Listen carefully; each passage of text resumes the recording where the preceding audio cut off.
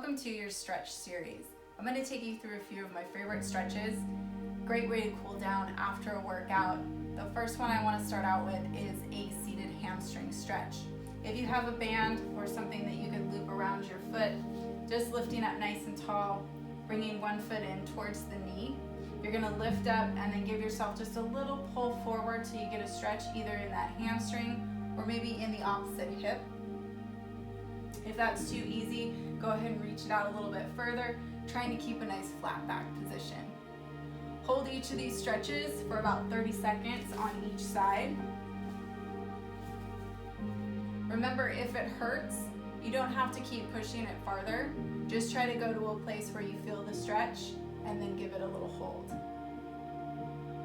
After you're done with your seated hamstring, move it all the way down to your back.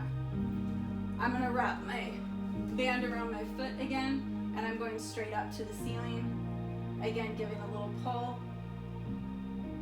Looking for about a 90-degree angle in that hip.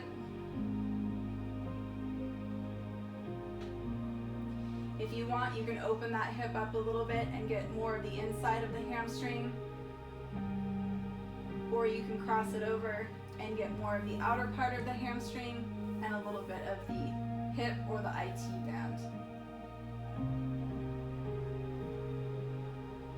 The more that you flex that foot, you're going to get the back of the calf and just release. If it becomes too intense, you can bend that knee and isolate the hamstring a little bit more specifically if you get a lot of tension on the back of the knee. Once you're done with your hamstring stretch, go ahead and hug that knee in tight. We are going to cross it over, getting a little bit more of a stretch through the outer part of that glute. You can open up your palm and your shoulder for a little bit more of a rotational stretch. Really slowly moving through that, trying to focus on the hip. The more that you twist, the more that you might feel that in the anterior part of your shoulder and maybe even a little bit through your ribs. Always do the exact same thing on the other side just to make sure that you get a good even stretch on both.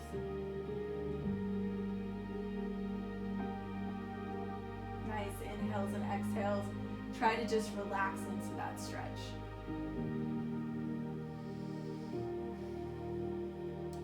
If you have a hard time balancing on one leg, in order to stretch out your quads in a standing position, you can always do this stretch laying down.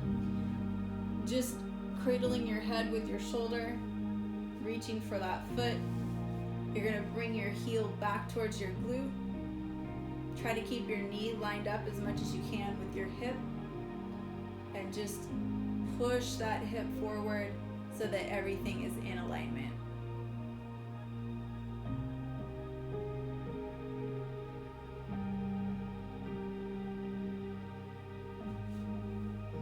Another stretch for your glute, laying flat on your back.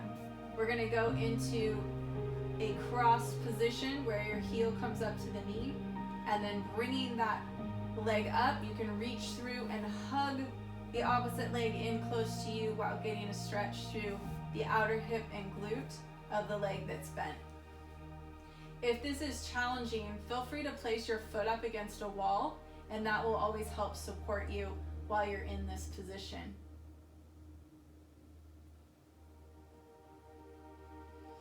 Always remember to do the exact same thing on the other side. Coming up to all fours, I'm going to take you through a little cat-cow. It's also known as an arch and contract. You can squeeze your shoulder blades in, arch your back, and then round everything up to the ceiling, dropping your head down between your shoulders. And then arching that back, squeezing the shoulder blades in, and then rounding that back up towards the ceiling, dropping your head down between the shoulders. Sitting back onto the heels, you can reach your hands out in front, going down into a child's pose. This is a really good stretch for your shoulders. You might find you can get those lats a little bit more. Reaching towards one side of the mat, And then doing that same thing on the other side.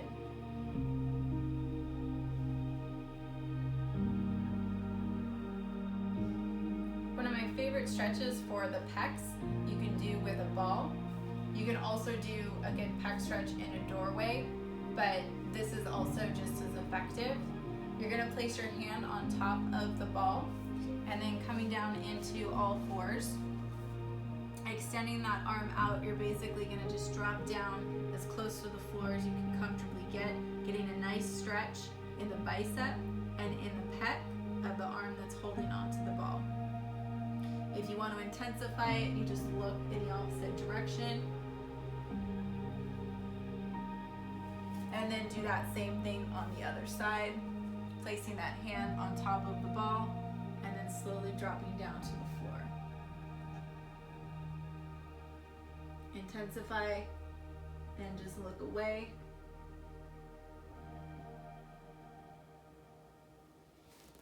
Another good stretch with the ball, placing both hands on top.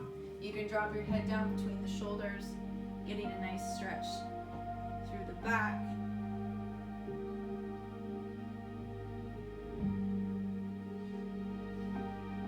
And then depending on where you place the ball, rotating from one side of your mat to the other, enhancing that and getting a little bit more of your lats.